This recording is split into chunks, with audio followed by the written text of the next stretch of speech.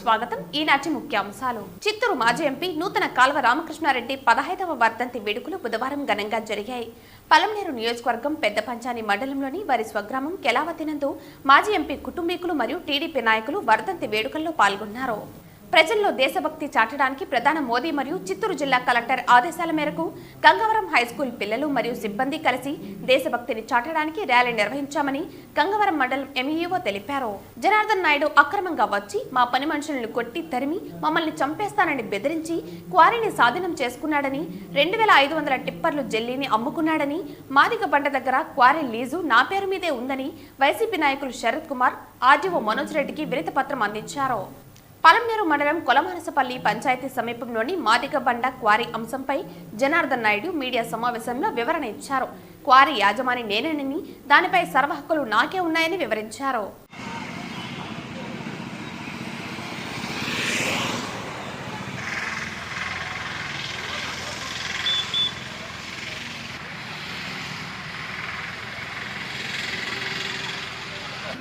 మాదిగ బండ దగ్గర quarry lease నా పేరు మీదే ఉందని శరత్ కుమార్ అంటున్నారు. జనార్దన్ నాయుడు అక్రమంగా వచ్చి మా పని మనుషులను కొట్టి మమ్మల్ని చంపేస్తానని బెదిరించి క్వారీని స్వాధీనం చేసుకున్నాడని 2500 టిప్పర్లు జెల్లీని అమ్ముకున్నాడని అన్నారు. మైన్స్ వాళ్ళు ఇచ్చిన ఆర్డర్స్ కాపీ అన్ని నా దగ్గరే ఉన్నాయని నేనే ఓనర్నని పేర్కొన్నారు. 3 రోజుల కిందట ఓ వ్యక్తి క్వారీలో చనిపోయాడని దానికి బాధ్యులు ఎవరని ప్రశ్నించారు. 3 రోజుల నుంచి క్వారీ రన్ చేయలేదని అక్కడ ఏమి జరిగినా నాకు సంబంధం లేదంటూ మీడియా ముఖంగా శరత్ కుమార్ తెలియజేస్తున్నారు.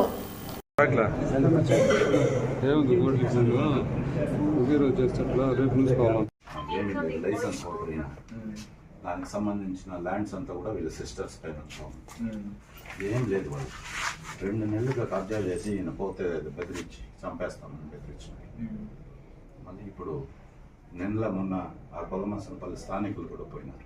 వాళ్ళని బెదిరించి పంపించేసి మొత్తం ఒక 5-6 మంది ఆడ ఆక్యుపై చేసుకుని ఆ జనార్దన్ నాయుడు అనే అతను మొత్తం ఇది చేపిస్తా ఉన్నాడు. మీరు ఒకసారి వచ్చి తనిఖీ చేయాల్సింది. మాకు సంబంధించిన డాక్యుమెంట్స్ పెట్టినాం sir. Current service evidence plus mines వాళ్ళు ప్రొసీడింగ్స్ ఇచ్చింది. దీనికి 2033 వరకు ఉంది సార్. 2033 వరకు ఉంది. రెన్యువల్ చేసుకోలేదు. అది ఎప్పుడైనా చేసుకోవచ్చు సార్. మామూలుగా అది చేసుకోవచ్చు. 2033 వరకు లైసెన్స్ లీజ్దారుడు ఇతనే. ఫస్ట్ లో మోహన్ బాబు అనే అతని పైన ఉంది సార్ 1.170 హెక్టార్స్. అది ఇతనికి ట్రాన్స్ఫర్ చేసినారు. ఆ ప్రొసీడింగ్స్ కూడా మైన్స్ వాళ్ళు ఇచ్చినారు సార్. మీకు పెట్టాము అది జిరాక్స్. అదే అవును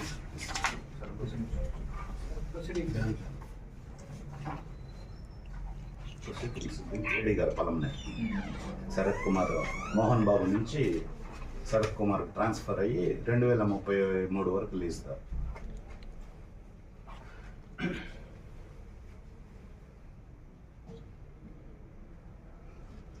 రెండు మాసాలుగా రాయల్టీ కట్టలేదు సార్.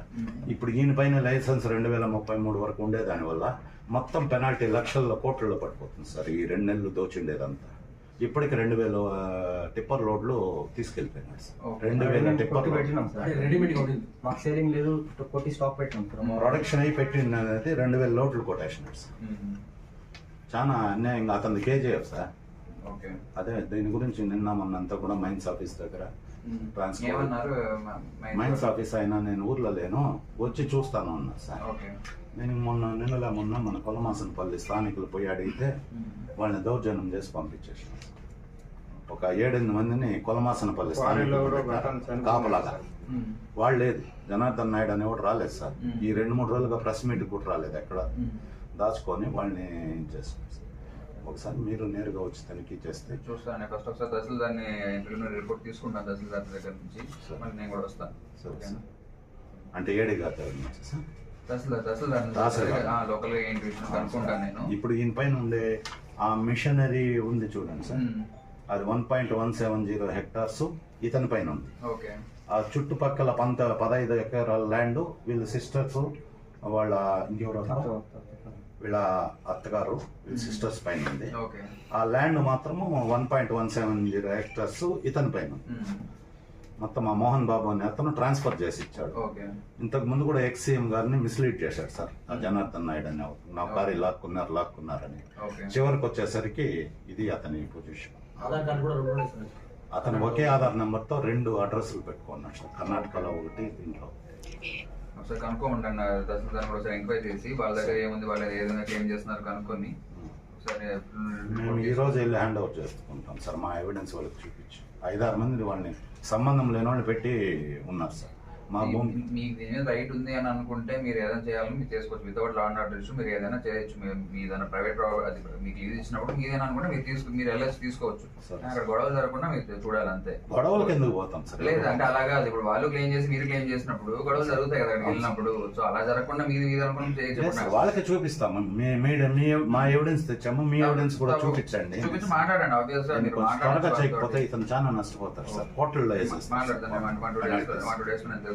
తెలుసుకొని రేపు లీవ్ నేను వస్తాను. ఆల్రెడీ ఆ స్పాట్ పోతే గొడవలకే వస్తాను సార్. వాళ్ళు గొడవలు చెప్తున్నది మీరు వెళ్ళి అక్కడ ఏదైనా మాట్లాడాలనుకున్నాం, గొడవలు జరిగే విధంగా లేకుండా అంటే మాట్లాడే కూర్చొని మా ల్యాండ్ ఇది, దీనికి సంబంధించిన ఎవిడెన్స్ ఇది ఉంది, ల్యాండ్ లీజ్ దారు ఇతను, మీరు ఏదైనా ఉంటే కాగితం మీరు డాక్యుమెంట్ చూపించండి. అదే మీరు గొడవలు లేకుండా అక్కడ ఏమైనా మాట్లాడండి వాళ్ళతోటి. మేమైతే బెస్ట్ చూపిస్తున్నాం.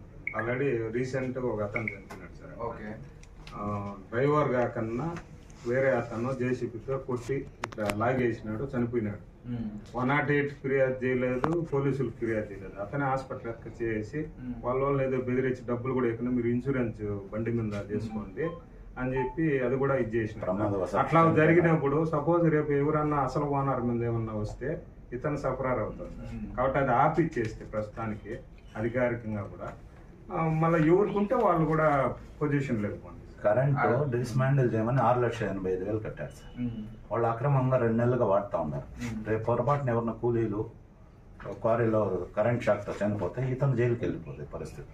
అది కొంచెం ఏడీ గారిని, ట్రాన్స్కో ఏడీ గారిని కూడా దాన్ని డిస్మాండిల్ చేయమని దానికి సంబంధించి కూడా మీకు ఎవిడెన్స్ పెట్టాం సార్. కరెంట్కి డబ్బులు పెట్టిండేది ఎవిడెన్స్ కూడా మీకు ఇక్కడ పెట్టాను సార్. ఆ ల్యాండ్కి సంబంధించి 1 అన్ని కూడా మీకు పెట్టాను సార్. సరే అండి, నేను ఒకసారి తహసీల్దార్ ఫస్ట్ డీటెయిల్స్ కనుక్కోమంటాను, బేసిక్ అన్ని కనుక్కొని ఒకసారి తీసుకొని ఆ తర్వాత నేను వస్తాను. మీరు వస్తాము అంటే ఆ రోజుకి వెయిట్ చేస్తాము. వచ్చి తప్పకుండా ఇన్ఫార్మ్ చేస్తాను. ఇన్ఫార్మ్ చేయకుండా ఎందుకు వస్తారు? సరే సార్, మీరు వస్తే మాకు కూడా సేఫ్టీ సార్. ఎందుకంటే లా అండ్ ఆర్డర్ ప్రాబ్లం లేకుండా ఉంటుంది. మీరు స్పాట్ లో వచ్చి ఎంక్వైరీ చేస్తారు, ఎవరు డాక్యుమెంట్స్ అన్ని ఎంక్వైరీ చేస్తారు. అదే అండి, ఒకసారి తహసీల్దార్ కనుక్కొని లేదంటే ఆఫీస్ పిలిపించి బోత్ సైడ్స్ పిలిపించి ఒకసారి ఇద్దరిని చూసి కూడా అదన్నా కూడా చూస్తాను. ఫీల్డ్ మీద కూడా వస్తాను. వస్తాను, అక్కడ కూడా వస్తాను. సరే సార్, థ్యాంక్ యూ సార్. ఇంకొకటి ఏమి సార్, ఇప్పుడు వాళ్ళు అక్కడ ఉన్నారు సార్, వీళ్ళు ఏమంటారంటే ఓనర్ కాబట్టి ఇతను మనం కూడా పోదామంటున్నారు.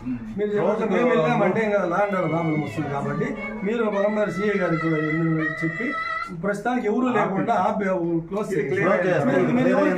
డాక్యుమెంట్స్ చెప్తే వాళ్ళ ప్రకారం వాళ్ళకు ఉండే వాళ్ళకి వీళ్ళకు ఉండే వీళ్ళకి కూడా అదే అండి. అందుకని నేను ఫస్ట్ మినిమం బేసిక్ ఒక ప్రిలిమినరీ ఎంక్వైరీ చేస్తే ఆ తర్వాత నేను మినిమం ఆఫీస్ 30-40 టిప్పర్లు పోతానే ఉన్నాయి సార్. ట్రాక్టర్లు 50-60 ట్రాక్టర్లు తోలేస్తాం సార్.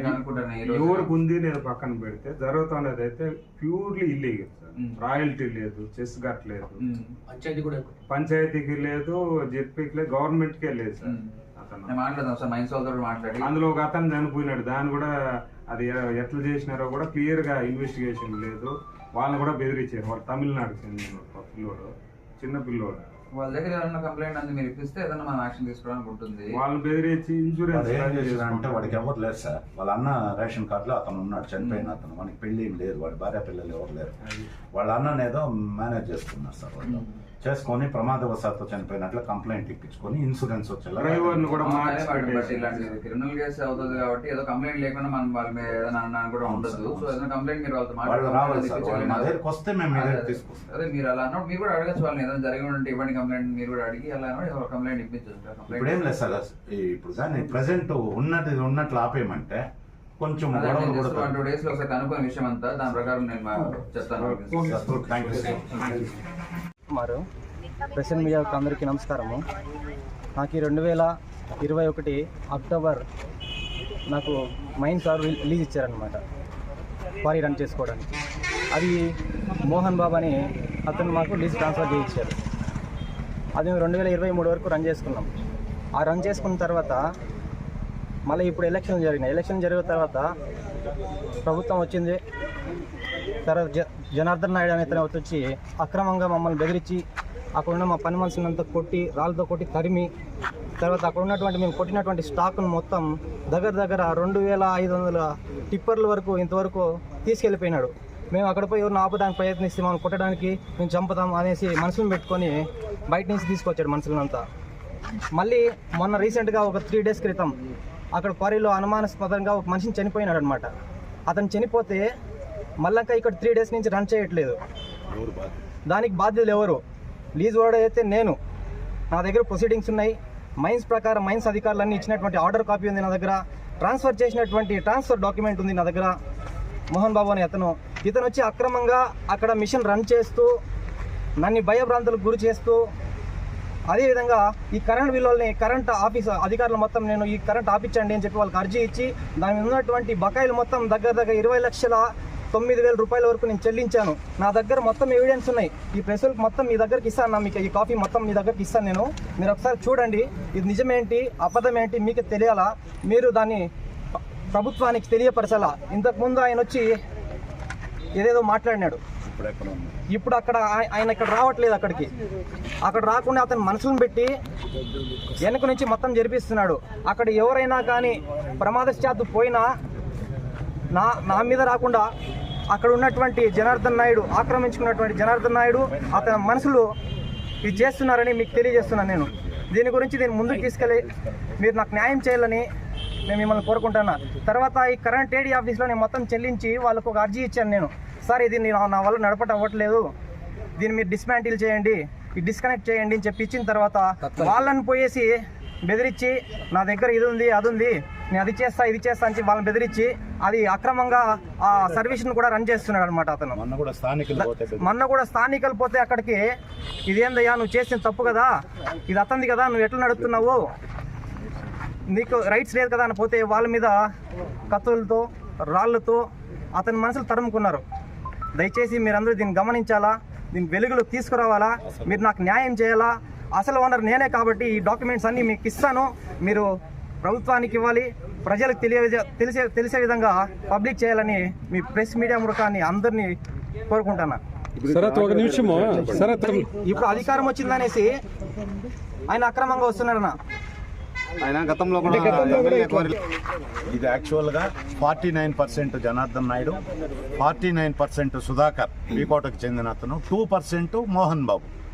వీళ్ళ ముగ్గురు షేర్ హోల్డర్స్ స్టార్టింగ్. ఈ 2% మోహన్ బాబు అనేది క్వారీ మిషన్ మెటల్ ఉత్పత్తి అవుతుంది, ప్రొడక్షన్ యూనిట్ ఉండేది మోహన్ బాబు పైన ఉంది.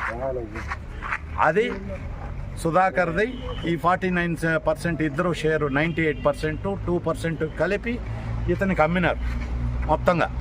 ఇతనికి అమ్మిన తర్వాత కొద్ది రోజులు ఆ క్వారీ ఇప్పుడు మనము మెటల్ ప్రోడక్ట్ అవుతుంది కదా, ఆ ఏరియా వచ్చి మోహన్ బాబు పైన ఉంటే ఇతని పైన ట్రాన్స్ఫర్ చేసినారు. ఆ తర్వాత ఆ చుట్టుపక్కల ఉండే ల్యాండ్ మొత్తం కూడా ఆ జనార్దన్ నాయుడు అనే వాళ్ళ కుటుంబీకుల నుంచి ఇతని కుటుంబీకులకి ట్రాన్స్ఫర్ చేసినారు. ఇది వాస్తవం. అతను బలవంతంగా లాక్కున్నాడు మమ్మల్ని. ఎమ్మెల్యే ఇప్పుడు ఎక్కడ 3 రోజులుగా ఎక్కడ ఇప్పుడు 5 రోజులుగా ఇష్యూ జరుగుతూ ఉంది. నువ్వు లైసెన్స్ హోల్డర్ దారు అయితే నీ దగ్గర డాక్యుమెంట్ ఉంటే మేము ఇది 4వ రోజు ప్రశ్నిస్తున్నాం, మీరెవ్వరూ స్పందించట్లే. కొంతమంది స్థానిక కొలమాసనపల్లి వాళ్ళని 7-8 మందిని పెట్టించుకొని దౌర్జన్యం చేస్తూ ఎటువంటి రికార్డులు వాళ్ళు తెచ్చి చూపిమనండి. ఇప్పుడు 3 రోజులుగా మేము ప్రతిరోజు ప్రెస్కి వస్తున్నాం కదా, ఏ ఒక్కరైనా స్పందించారా? జనార్దన్ నాయుడు కానీ ఆయన తరఫున అనుచరులు కానీ అయ్యా మాకు ఈ డాక్యుమెంట్ ఉంది, మేము లీజ్ హోల్డర్లము, మాకు ఈ డాక్యుమెంట్ ఉందని ఎవరైనా ఒక్కరైనా మీడియా ముందుకు వచ్చారా? ఇదన్నీ కూడా ముఖ్యమంత్రి గారిని తప్పుదోవ పట్టించడం, స్థానిక ఎమ్మెల్యే గారిని తప్పుదోవ పట్టించడం, ఇవన్నీ తెలుసుకునే వారెవరు కూడా తెలుగుదేశం పార్టీ వాళ్ళకు కూడా వాస్తవాలు తెలియదు పాపం. కానీ ఇవన్నీ ఇప్పుడిప్పుడే వెలుగు చూస్తున్నాయి కాబట్టి వారు కూడా ఈ విషయంలో ఎవరు కానీ ముందుకు రావట్లేదు. కాబట్టి తక్షణమే వారిని ఆపు చేయాలా. ఇప్పుడు ఆర్డీఓ దగ్గరికి వచ్చి ఫిర్యాదు ఇచ్చినాం. స్థానిక లీజుదారుడైనటువంటి వికోట మండలానికి చెందిన మన శరత్ కుమార్ ప్రొసీడింగ్స్ అన్నీ చూపెట్టినాం. ఆర్డీఓ గారు మాకు చాలా క్లియర్గా చెప్పారు, 1-2 రోజుల్లో నేనే వచ్చి తనిఖీ చేస్తాను, అక్కడున్న భూములు ఎవరివి అని చెప్పి తహసీల్దార్ దగ్గర నుంచి ఒక ఇన్ఫర్మేషన్ తీసుకొని ఆ క్వారీకి సంబంధించిన భూములు ఎవరెవరి పైన ఉన్నాయి, ఆ భూములు ఎవరివి, ఆ క్వారీకి సంబంధించిన లీజు, ఆ క్వారీ ఉన్న స్పాట్ ఎవరిపైన ఉంది అన్నీ విచారించి ఖచ్చితంగా వారి ఎవరైనా అక్రమార్కులు ఉంటే వారిపైన కఠిన చర్యలు తీసుకుంటామని ఆర్డీఓ గారు మాకు హామీ ఇచ్చినారు. Thank you. అతని దగ్గర నుంచి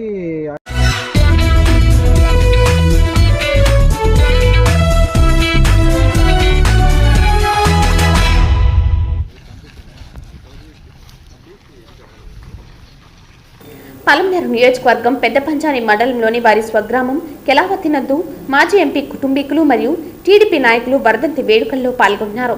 ఈ సందర్భంగా రామకృష్ణారెడ్డి స్మృతివనం వద్ద ఆయన తనయుడు ప్రస్తుత శాసనసభ్యులు అమర్నాథ్ రెడ్డి పూజలు నిర్వహించి ఆయన్ను స్మరించుకున్నారు.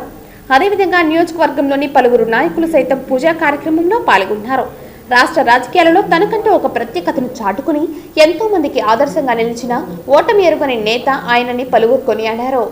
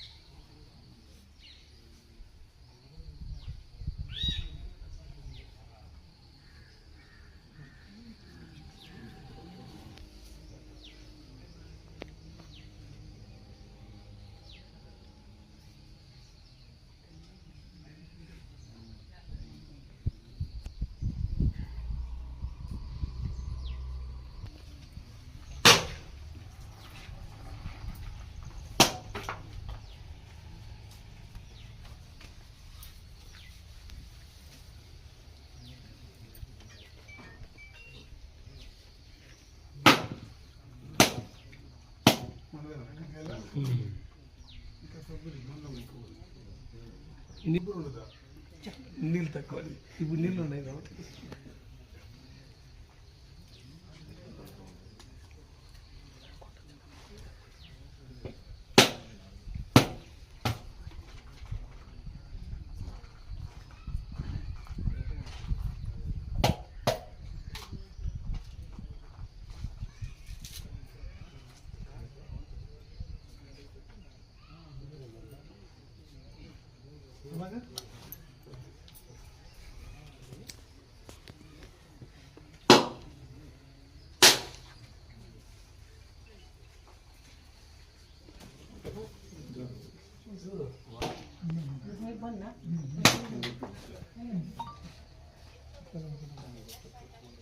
పైకి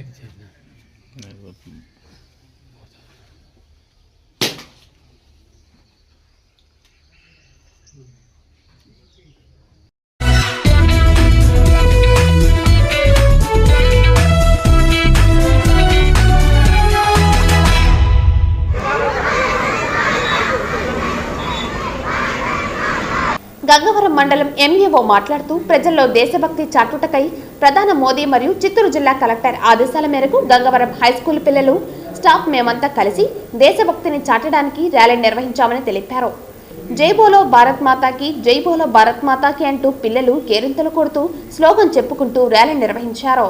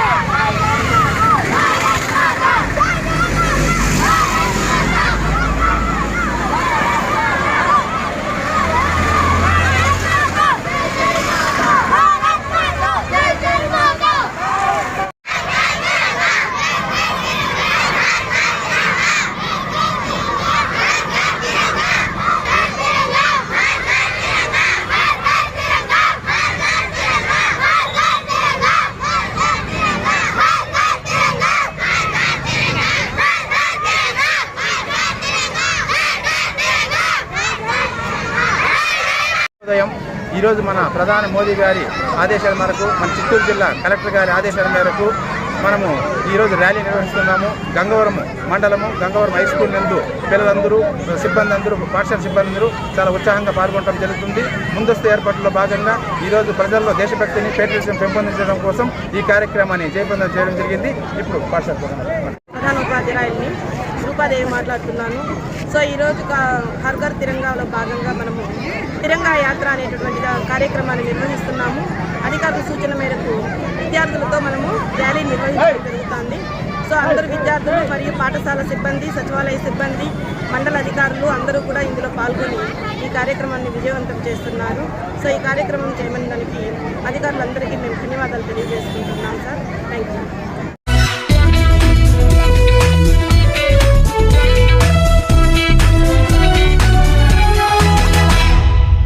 ఈరోజు ప్రెస్ ముందుకు వచ్చేదానికి విషయం మీకు 3 నెలలు ఇంకా క్వారీ యాజమాని నేనని దానిపై సర్వ హక్కులు నాకే ఉన్నాయని వివరించారు. మాజీ ఎమ్మెల్యే వెంకటే గౌడ మరియు వైకాపా నాయకులు గత ప్రభుత్వంలో తప్పుడు పత్రాలను సృష్టించుకుని దౌర్జన్యంగా క్వారీని లాక్కుని కోట్లు గడించారని అన్నారు. ఎన్నికల ఫలితాలు వెలువడిన రోజే క్వారీలోని తన వాహనాలను అక్రమంగా తరలించుకు వెళ్లారని అన్నారు. దీనిపై క్రిమినల్ కేసు నమోదు కావడంతో దానిని ప్రజల నుంచి మరలించేందుకు శవ రాజకీయాలకు తెరలేపారని అన్నారు. గత ప్రభుత్వంలో తనకు జరిగిన అన్యాయంపై ఆయన మీడియాకు క్షుణ్ణంగా వివరించారు. అదేవిధంగా పలమనేరు మండలానికి చెందిన టీడీపీ నాయకులు రామ్మూర్తి నాయుడు సైతం గత ప్రభుత్వంలో జరిగిన అక్రమాలను గురించి తెలియజేశారు. ఈ మీడియా సమావేశంలో పలమనేరు మండల ముఖ్య నాయకులు పాల్గొన్నారు. ఫిల్మ్ రిజిస్టర్స్లో వాళ్ళ షేర్ మొత్తం 98% నాకు షేర్ ట్రాన్స్ఫర్ చేసి దానిపైన చిన్న క్రషర్ ఉండి దాన్ని మళ్ళీ నేను 10 acres జమీను పలమనేరులతో కొనుక్కొని ముందుండే జమీను పెద్దగా ఇండస్ట్రీస్ చేయాలా చంద్రబాబు నాయుడు పైన ఉండే నమ్మకంతో అభివృద్ధి అవుతుందని ఆయన అభివృద్ధి దీంట్లో అమరన్న అప్పుడు ఎమ్మెల్యేగా ఉండే వాళ్ళ ప్రోత్సాహంతో ఈ ఇండస్ట్రీ పెట్టి జనాలకు కొని ఉద్యోగం ఇవ్వాలనేసి నేను సుమారు కోట్ల రూపాయలు ఆడ ఇన్వెస్ట్ చేసిన. ఆ చిన్న ఫ్యాక్టరీని హెచ్టీ కనెక్షన్ చేసేదానికి హెచ్టీ అగ్రిమెంట్ హోల్డర్ నేను. హెచ్టీ డిపార్ట్మెంట్కి డబ్బులు కట్టే బిల్స్ ఉన్నాయి.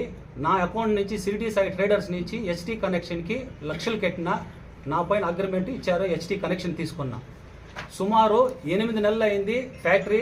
ఆ చిన్న మిషన్ని పెట్టుకొని పెద్ద మిషన్గా పెద్ద ఇండస్ట్రీగా నేను డెవలప్ చేసిన. డెవలప్ చేస్తేనే ఆ క్వారీ అనేది మోహన్ బాబు లీజ్దారుడు 1.7 hectares లీజ్దారుడు ఉండింది. అది మొత్తం నాకు ట్రాన్స్ఫర్ చేసేదానికి లీజ్ డాక్యుమెంట్స్ అంతా నేను ఆఫీస్కి ఎత్తుకోకపోతే దీనిపైన షౌకాస్ నోటీస్ ఇష్యూ చేసినాము. 33 lakhs దీనిపైన పెనాల్టీ ఉంది అని చెప్తే ఆ రోజు సాయిరామ్ సింగ్ ఏడీ గారు ఉన్నారు మైన్స్ డిపార్ట్మెంట్లో. నేను పోయి అప్రోచ్ అయ్యాను.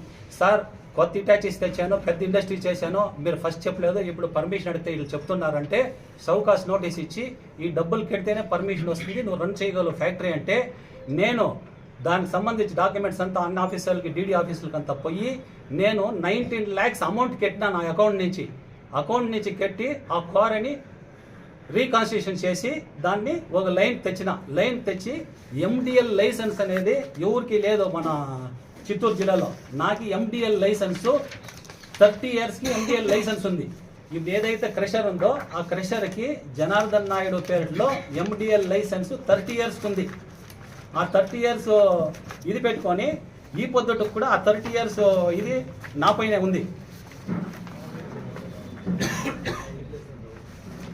అది ఇస్తాను, ఆ డాక్యుమెంట్ ఇస్తాను మీకు. ఇదండి జిఎస్టీ. ఆ ఫ్యాక్టరీ నాకు ట్రాన్స్ఫర్ అయ్యిండే GST Shri Venkateswara stone crusher GST. ఇదండి ఎండిఎల్ లైసెన్స్ మైనింగ్ అది ఇస్తాను, ఆ డాక్యుమెంట్ ఇస్తాను మీకు. ఇదండి జిఎస్టీ. ఆ ఫ్యాక్టరీ నాకు ట్రాన్స్ఫర్ అయ్యిండే GST Shri Venkateswara stone crusher GST. ఇదండి MDL license mining dealer license issued by DD Chittoor, issued on 31/11/19 to 31/29 దాకా ఉంది నాకు లైసెన్స్. ఆ క్రషర్ బిల్స్ ఉన్నాయి నా తవ.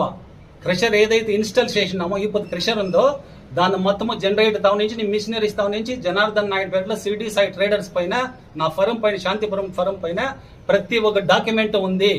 నేను 8 months 3000 bags సిమెంట్ వేసి కన్స్ట్రక్షన్ చేసి ఆ లోకల్లో మీరు ఎవరు అడిగినా చెప్తారు. ఇదంతా అయిన తర్వాత నేను పర్మిషన్ తీసుకొని ఇదండి హెచ్టీ అగ్రిమెంట్. ఇది ఈ హెచ్టీ అగ్రిమెంట్ ఏమైంది కూడా చెప్తాను. ఇవన్నీ వచ్చినాక క్లియర్ కట్గా డాక్యుమెంటేషన్ అయిన తర్వాత నేను స్టార్ట్ చేసిన. ఆ మైనింగ్ డీలర్ ఆ మైనింగ్ 1.7 hectares ట్రాన్స్ఫర్ అయ్యేకి టైం అయింది అని చెప్పారు. టోటల్ డాక్యుమెంట్ ఇచ్చిన. ఆ టోటల్ డాక్యుమెంట్ ఇచ్చిండే ఎవిడెన్స్ నాకు ఉంది. ఆ లోపల దురదృష్టం చేతుతావ వైఎస్ఆర్సీపీ గవర్నమెంట్ వచ్చింది 2019లో. వాళ్ళు వస్తేనే నవంబర్లో ఇదే ఏడీని అసిస్టెంట్ డైరెక్టర్ ఆఫ్ జువాలజీని సాయిరామ్ సింగ్ నా క్వారీ పంపించి ఆపారు. నేను అడిగినా, సార్ ఏం సార్ మీరు ఆపుతారంటే ఆయన కళ్ళల్లో నీళ్ళు వద్దాడు. ఇప్పుడు కూడా మీరు ఫోన్ చేసి అడగచ్చు, హెడ్ ఆఫీస్లో ఉన్నాడు ఆయన. నా విషయంలో ఆయన సస్పెండ్ చేశారు, నాకు సపోర్ట్ చేశారని. ఆయన ప్రతిమాలన్నాడు, సార్ ఇన్ని లక్షలు కట్టినాడు ఎవరు కట్టలేదు, పద్ధతి కాదంటే 1 మంత్ సతాయిస్తే ఆయన కన్నుల నీళ్ళు పోపించి మైండ్స్ మినిస్టర్ టౌన్ నుంచి ఆయనకి బెదిరించి ఇచ్చేసి ఆయన వచ్చి అన్ఆథరైజ్ గా స్టాప్ చేసి ఒక వీఆర్ అపాయింట్ చేశాడు. మీరు పోయి పెద్దలతో చెప్పిస్తే మాత్రమే మీరు క్రషర్ నడపల్లా, గవర్నమెంట్ మాది, మీరు వచ్చేసి టీడీపీ, నువ్వు కమ్మ అనేసి నాకు ఇబ్బంది పెట్టి టార్చర్ పెట్టి నిలిపేశారు ఫ్యాక్టరీని. నేను కోట్ల కోసం అప్పు చేసిన గవర్నమెంట్ వెహికల్స్ అంతా భారత్ బెంజ్ వచ్చేసి డైమ్లర్ ఫైనాన్స్ లో, మిషనరీస్ అంతా వచ్చేసి సుందరం ఫైనాన్స్ లో, ఆ సుందరం ఫైనాన్స్ మేనేజర్ కూడా ఇబ్బందులు పోయడం మీ నోట్ తెస్తాను. ఇవన్నీ తీసుకొని సార్ ఇన్ని కోట్లు పోసినాను సార్, మినిస్టర్ తక్కువ పోయినా 2 times. ఈ వెంకటయ్య ఆనాటి ఎమ్మెల్యే వాళ్ళ తాకి 10 సత్యాలు పోయి కాళ్ళు పట్టుకున్నా, మీకేం కావాలి చెప్పండి, కోట్లు పెట్టినాను, నేను బతికి తిరిగి వచ్చినాను అంటే వాళ్ళు వదలలే. లాస్ట్కి ఎవడో బాలాజీ నాయుడు ఒక బ్రోకరు వచ్చి అడ్డుపడి ఫ్యాక్టరీ 1కి హ్యాండ్ ఓవర్ చేస్తే ఏదో నెలకు అంత డబ్బు వస్తుందంటే కకృతి పొడి ఇట్లా అయిందని తెలియకుండా కకృతి పొడి వాళ్ళకి విధి లేకుండా బెదిరించని నేను ఫ్యాక్టరీ వదిలిన పాపానికి కోవిడ్ టైంలో ఇదే ఏడి నాకు ఫోన్ చేసి కోవిడ్ టైంలో రూల్స్ ని అధిగమించి క్వారీ నడుస్తా ఉంది, లోడ్లు పడిపోయిందయ్యా, నువ్వు జైలుకి పోతావంటే కోవిడ్ టైంలో నేను వచ్చి డేట్ కూడా ఇస్తాను, 2 వీలర్ లో వచ్చి 9 o'clock దాకా పర్మిషన్ ఉంది, 2 వీలర్ లో వచ్చి నేను ఆపేసి రిక్వెస్ట్ చేసి పోతే బైరెడ్డిపల్లి స్టేషన్ లో ఆచార్య అనే సర్కిల్ ఇన్స్పెక్టర్, గోపి అనే ఒక ఎస్ఐ, 40 మంది పోలీసులు, డిఎస్పీ ఆ రోజు నన్ను నడి రోడ్లో అరెస్ట్ చేసి ఫోన్ లాక్కొని పోయి నాకు నానా హింసలు పెట్టి వైట్ పేపర్లో సంతకాలు చేసిరి. ఎక్కడైనా రాజ్యాంగంలో వైట్ పేపర్లో సంతకం చేసుకునేది ఎవరైనా చూసినారా? నేను అడిగిన ఎడ్యుకేటెడ్ గా, సార్ నేను దీంట్లో చేయను, నేను ఎందుకు చేయాలంటే నన్ను రిటర్న్ చేసిరి. ఆయన అయితే సర్కిల్ ఇన్స్పెక్టర్ పాపానికి కోవిడ్ టైంలో ఇదే ఏడి నాకు ఫోన్ చేసి కోవిడ్ టైంలో రూల్స్ ని అధిగమించి క్వారీ నడుస్తా ఉంది, లోడ్లు పడిపోయిందయ్యా, నువ్వు జైలుకి పోతావంటే కోవిడ్ టైంలో నేను వచ్చి డేట్ కూడా ఇస్తాను, 2 వీలర్ లో వచ్చి 9 o'clock దాకా పర్మిషన్ ఉంది, 2 వీలర్ లో వచ్చి నేను ఆపేసి రిక్వెస్ట్ చేసి పోతే బైరెడ్డిపల్లి స్టేషన్ లో ఆచార్య అనే సర్కిల్ ఇన్స్పెక్టర్, గోపి అనే ఒక ఎస్ఐ, 40 మంది పోలీసులు, డిఎస్పీ ఆ రోజు నన్ను నడి రోడ్లో అరెస్ట్ చేసి ఫోన్ లాక్కొని పోయి నాకు నానా హింసలు పెట్టి వైట్ పేపర్లో సంతకాలు చేసిరి.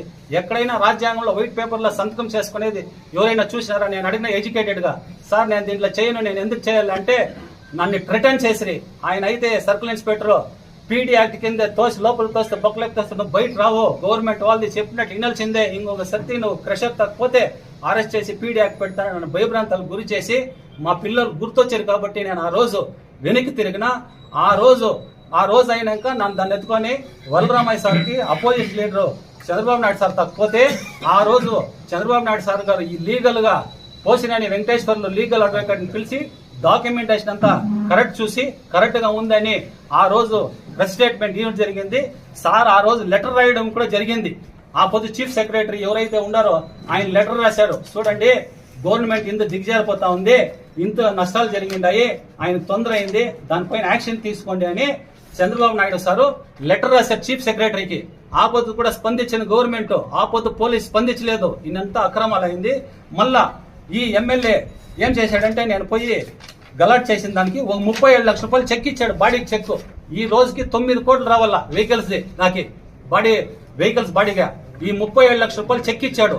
ఇది చెల్లలేదు, అకౌంట్ లో డబ్బులు లేదు, 40 చెక్ అనేసి ఇది నేను చెక్ బౌన్స్ కింద 138 డిగోజిబుల్ యాక్ట్ కింద నేను కేజీఎఫ్ కోర్టులో ఈడేయలేదని మీరు ప్రశ్న చేయొచ్చును. ఈడేది కారణం ఏమంటే ఈ గవర్నమెంట్ సరిలేదు, ఈడేసిన మనకు న్యాయం దొరికేదు, కోర్టులో వీడు భయపడి ఉండలేదు, పోలీస్ వన్ సైడ్ ఉందనేసి ఆ రోజు నేను వీటి నుంచి నేను ఆధార్ కార్డు అంతా పారిపోయింది కేజీఎఫ్ కి. కర్ణాటకకు పోయే కారణమో ఈ వెంకటేగౌడ, ఆంధ్ర ఇడిసే కారణమో ఈ వెంకటేగౌడ, ఈ పొద్దు ఈ స్థితికి వచ్చే కారణమో ఈ వెంకటేగౌడ, ఈ పొద్దు ఇన్ని అరాజకాలు ఇన్ని చేసేకి ఈ వెంకటేగౌడ కారణము. ఈయన ఏం చేశాడంటే ఈ చెక్ ఇచ్చాడు, ఈ చెక్ ఎత్తుకొని బ్యాంకుకి పోతే డబ్బులు లేవు, ఫోన్ చేస్తే ఆ ఫోన్ వాయిస్ వినిపిస్తాను, నాయుడు ఈ పొద్దు ఇస్తా రేపిస్తా అని చెక్ బౌన్స్ అయింది, టైం అయిపోతా ఉంది చెక్ బౌన్స్ కేసు. ఈ రోజు ఆయన బెయిల్ పైన ఉన్నాడు, ఈ కేసులో కన్విక్షన్ అయింది. ఇది అయిన తర్వాత ఇవన్నీ అయిన తర్వాత నేను రిట్ పిటిషన్ వేసిన, హైకోర్టులో రిట్ పిటిషన్ వేసిన. కరెంట్ నా పైన ఉంది, వీళ్ళు దౌర్జన్యంగా కరెంటు బిల్లు ఆపోజిట్ 50 లక్షలు అయిపోయినది కరెంటు బిల్లు. చూడండి కరెంటు బిల్ ఇదండి, నా పైన ఉండే current bill Sri Venkateswara stone crusher పైన ఉండే TPT T503 సర్వీస్ నంబరు. ఇది దీనికి రాయల్ లీగల్ ఓనర్ నేను.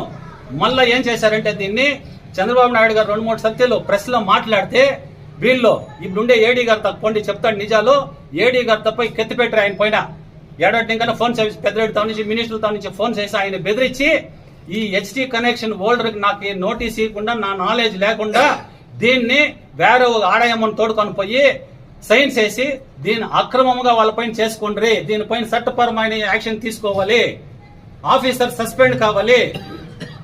నేను మొన్న గవర్నమెంట్ వచ్చిన తక్షణము నేను ఎన్నో సర్తిలో కోర్టుకు కూడా పోయినా. కోర్టులో ఇది మార్చింది కూడా ఎట్లా మార్చారంటే రిట్ పిటిషన్ ఉంది, హైకోర్టులో రిట్ పిటిషన్ ఫైల్ చేసినాను. దీనిపైన హైకోర్టులో రిట్ పిటిషన్ కూడా కేర్ చేయకుండా ఆనాటి చంద్రబాబు నాయుడు గారు అపోజిషన్ లీడర్గా లెటర్ రాసిన స్పందించి 503 సర్వీస్ నంబరు ఇది. దీనికి రాయల్ లీగల్ ఓనర్ నేను.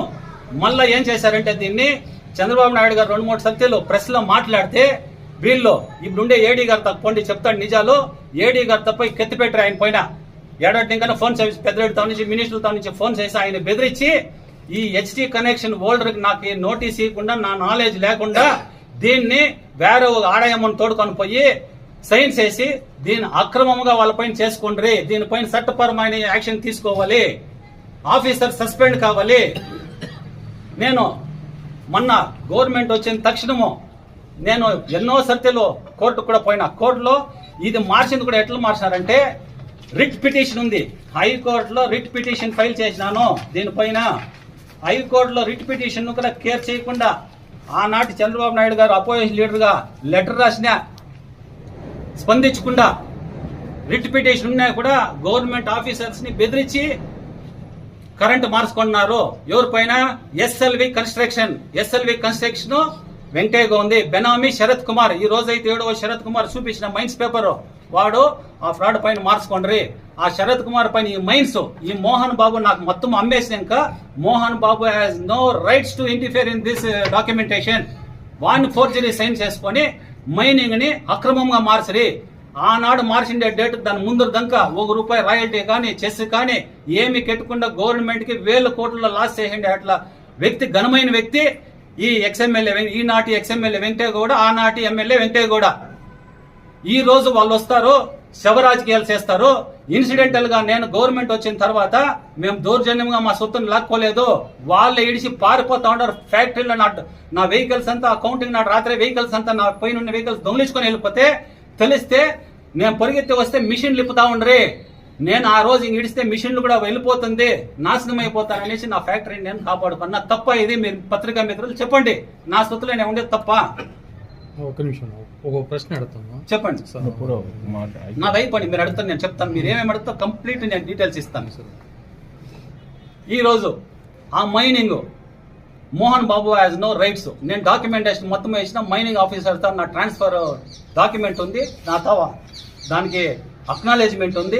వాళ్ళు ఈ గవర్నమెంట్ ఉంది అనేసి మైనింగ్ మినిస్టర్ని స్ఫూర్తిగా తోడుకొని వచ్చి వాళ్ళు బెదిరించి వాళ్ళని 2 years 1.5 year ముందర వాళ్ళు చెప్తారు మైనింగ్ డిలే ఉందని మార్చుకోండి. అది కూడా 23కి అయిపోయింది. ఈ 1.5 సంవత్సరము వాళ్ళు కొట్టిండేది దౌర్జన్యంగా అక్రమముగా నాశనం చేసేసారు గవర్నమెంట్ ని. రెవెన్యూని అంతా దొంగిలించిండే వాళ్ళు వెంకయ్యగౌడు.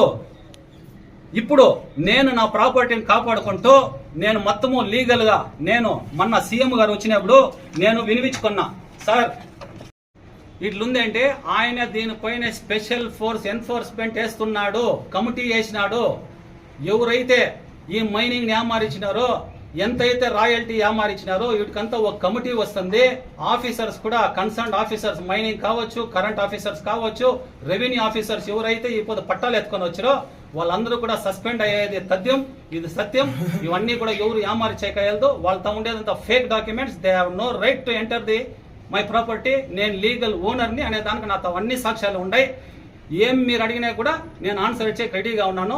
ఈ 3 రోజులుగా జరిగింది మీకు తెలుసును. ఇప్పుడు నేను 2 నెలలకు ముందు నా క్రషర్కి వస్తేనే పోయే సిఐ గారితో కంప్లైంట్ ఇచ్చినాను. నా వెహికల్స్ ఇట్లా వాళ్ళు ఎత్తుకొని పోయినారు అంటే సిఐ గారు కంప్లైంట్ తీసుకొని డాక్యుమెంట్స్ అడిగిన డాక్యుమెంట్స్ అంతా ఇచ్చిన. సిఐ గారు దానిపైన యాక్షన్ తీసుకోలే. 15 దినాలు ఇచ్చుకొని పోయినా. మీరు పెద్దోళ్ళతో నుంచి చెప్పియాలా అని చెప్పినారు. ఇంక పెద్దోళ్ళు అంటే ఎవరు నాకు అర్థం కాలే. ఓహో సీఎంఏనేమో ఈ స్టేట్కి అంతా పెద్దోళ్ళు ఆయన చెప్తా ఉండేదని నేను నేరుగా సీఎం గారితో పోయినా. సీఎం గారితో లెటర్ ఇచ్చిన, సార్ ఇట్లా అయింది మైనింగ్, యాక్షన్ తీసుకోవడం లేదు చూడండి. ఇది దీనిపైన కూడా ఈ మైనింగ్ పైన కూడా అంతా కూడా ఇచ్చిన సార్కి. దానిపైన అక్నాలెడ్జ్మెంట్స్ ఉన్నాయి, దానిపైన ఎంక్వైరీలు జరుగుతూ ఉంది. మళ్ళీ ఎస్పీ గారికి డైరెక్షన్స్ ఇచ్చి ఎస్పీ గారి తప్ప నేను పోతే ఎస్పీ గారు కేసు ఫైల్ చేయమన్నారు. సిఐ గారు అప్పుడు కూడా స్పందించలే. ఎవరో ఏఎస్ఐ గారు తవ కేసు కట్టించారు. ఆ కేసు చూడండి. ఇప్పుడు ఏదైతే శరత్ కుమార్ వచ్చినా 1.4 బెయిలబుల్ సెక్షన్స్ ఉంటాయి. థెఫ్ట్ కేసు, వెహికల్స్, ఇది కాకుండా బెయిల్ ఇచ్చే ప్రసక్తే లేదు. 5 మనుషులు ఉన్నారు. పోలీసు వాళ్ళ ముందు నేను పోలీసు సోదరులను అడిగేది ఒకటే, డిపార్ట్మెంట్ వాళ్ళు ఇప్పటికైనా మారండి, గవర్నమెంట్ వచ్చింది, న్యాయం చేయండి. కేసు ఉంది, కేసు ఉండే వాళ్ళు మీ ముందున్నే ఫ్యాక్టరీ దాకా వచ్చి ఈ రోజు దౌర్జన్యం చేస్తే మా వాళ్ళు వీడు శరత్ కుమార్ వీళ్ళని పట్టుకోండి, మీరు కేసు ఉంది అంటే మీరు పట్టుకోలే. ఎంతవరకు న్యాయం? దీనిపైన గౌరవనీయులు ఎస్పీ గారు స్పందించాలి, యాక్షన్ తీసుకోవాలి, వీళ్ళని అరెస్ట్ చేయాలి, నా ప్రాపర్టీ రికవరీ చేసి ఇవ్వాలి, నాకు న్యాయం చేయాలని నేను వినిపించుకుంటున్నాను సార్. శవ రాజకీయాలు చేస్తున్నారు. నేను ఫ్యాక్టరీ హ్యాండ్ ఓవర్ చేసుకున్నాక నేను క్లీనింగ్ చేస్తున్నా. స్టాక్ ఉంది, స్టాక్ ఒక ఓనర్ నేను. వాళ్ళు కొట్టినా ఎవరు కొట్టినా నాకు మైనింగ్ డీలర్ లైసెన్స్ కాబట్టి నాకు క్రషింగ్, స్టోరింగ్, సెల్లింగ్కి నాకు లైసెన్స్ ఉంది. ఇంకా 20 years కాబట్టి నా క్రషర్ కాబట్టి నేను దాన్ని సాక్రిఫైస్ చేస్తున్నా. నేను క్లీనింగ్ చేస్తున్నా. ఆ క్లీనింగ్కి జేసీబీ అవసరం ఉండింది. సెల్వా అనే ఓనర్, జేసీబీ ఓనర్కి నేను ఫోన్ చేసి చెప్పిన, చూడపాడు క్లీనింగ్ పని చేయి, అక్కడ రోడ్ ఉంది పని చేయంటే ఆయన వచ్చినాడు. వాళ్ళ మనుషులు వచ్చి క్లీనింగ్ చేసినప్పుడు ఏమో ఒక ఇన్సిడెంట్ అయింటుంది. క్వారీ లోపల నడలే, క్వారీలో నేను పని చేయలే, జమీన్లో నడిచిండి అది క్వారీ పక్కలో. దాన్ని పెద్ద భూతద్దాలతో వేసి యాక్సిడెంట్ని జనార్దన్ నాయుడు హత్య చేశాను ఒకడు, కంప్లైంట్ చేయను ఒకడు, ఎన్నెన్ని రకాలో మీకే తెలుసు. మీ ముందు సోదరులకి మేము శవ రాజకీయాలు చేసే సంస్కృతి మాకు లేదు. మా పెద్ద ఆయన మాకు ఆ సంస్కృతి నేర్పలేదు. మేము అట్లా వాళ్ళు కాదు. దానికే 3 రోజులు ఆగిన. ఈ రోజు కూడా వాళ్ళు ఆగడాలు వినలేకుండా నేను మీ ప్రెస్ ముందుకు వచ్చిన, లేకుంటే ఇంకా ఒక 4-5 రోజులు రాకూడదు అనుకున్నా. ఎవరైతే చచ్చిపోయారో నా తమ్ముడు కావచ్చు, మా స్నేహితులు కావచ్చు, ఆత్మ శాంతి కావాలా, మా వల్ల సహాయం చేస్తాము. ఆ ఓనర్ అయితే సెల్వం కూడా చాలా మంచివాడు. జేసీబీ, కొత్త జేసీబీ, ఇన్సూరెన్స్ ఉంది, క్లెయిమ్ అయింది. మా వల్ల హెల్ప్ కూడా మేము చేస్తాము. వీళ్ళు మాత్రం శవాలకు రాజకీయం చేసి అట్లా వాళ్ళు మేము కాదు. అయితే సహాయం చేయాలి కానీ కష్టం ఉందని పెట్రోల్ పోసి ఇల్లుకాలు చేయట్ల వాళ్ళు సంస్కృతి ఈ వైకాపా గవర్నమెంట్, ఈ వైకాపా నాయకులది. ఇంకా బుద్ధి మారుకుంటే వీళ్ళకి బుద్ధి చెప్పే రోజులు చాలా దగ్గరలో ఉన్నాయి. ఇంతవరకు ప్రశాంతంగా చెప్తున్నాం. రేపు ఏమైనా లా అండ్ ఆర్డర్ ప్రాబ్లం వచ్చిందంటే ఫస్ట్ వైఎస్ఆర్సీపీ గవర్నమెంట్ వాళ్ళు వ్యక్తులు కావచ్చు, ఎక్స్ఎంఎల్ఏ కావచ్చు. సెకండ్, ఎవరైతే ఈ లా అండ్ ఆర్డర్ని కంట్రోల్ చేయలేకపోతున్నారో ఈడుండే కొందరు అందరూ అని చెప్పండి, నేను కొందరు పోలీసు వాళ్ళు మారకపోతే లా అండ్ ఆర్డర్ ప్రాబ్లం వస్తుంది. దీనికి అంత బాధ్యులు ఈడుండే పిఎస్ఐలో ఎవరు హౌస్ ఆఫీసర్స్ ఉంటారో వాళ్ళే అని కూడా నేను వినిపించుకుంటున్నాను. Door number 220, 242 opposite MPD office. వీళ్ళు భయానికి తట్టుకోలేకుండా పరిగెత్తేసినాను సార్ ఆంధ్ర నిడిచి. నేను ఆంధ్ర కర్ణాటక పోతుంది, కర్ణాటకలో నాకు అడ్రస్ కావాలా, ఇదే నంబర్ని ట్రాన్స్ఫర్ చేసుకున్నా. తప్పేం సార్ ఇది? తప్ప చెప్పండి. 2 నంబర్లు లేదు సార్, ఒకే నంబర్ ఉండేది. ఒకే నంబర్ పైన 2 అడ్రస్లు ఉన్నాయి. శాంతిపురంలో నాకు బిల్డింగ్ ఉంది, 25 acres జమీన్ హోల్డర్ నేను. కర్ణాటకలో నాకు జమీన్ ఉంది, నేను బిజినెస్ పర్సన్, నేను ఇక్కడ ఉంటాను అక్కడ ఉంటాను. దీంట్లో తప్పేం చెప్పండి సార్? నేను ఫ్రాడ్ చేయలేదే చెప్పండి. నేనేమన్నా తప్పు చేయంటే గవర్నమెంట్ ఈ పొద్దు కూడా నేను వినిపించుకుంటున్నా. నా వైపు నేనేమన్నా తప్పు చేయంటే కూడా నా పైన యాక్షన్ తీసుకోవచ్చు. నేను తల వంచి పోతాను. నాకు వైకాపా వాళ్ళ మాకు సంస్కృతి లేదు, మాకు సంస్కృతి ఉంది. నేను రెడీగా ఉన్నాను. నేను తప్పు చేయంటే నేను ఈ పొద్దు కూడా బాధ్యుడినే.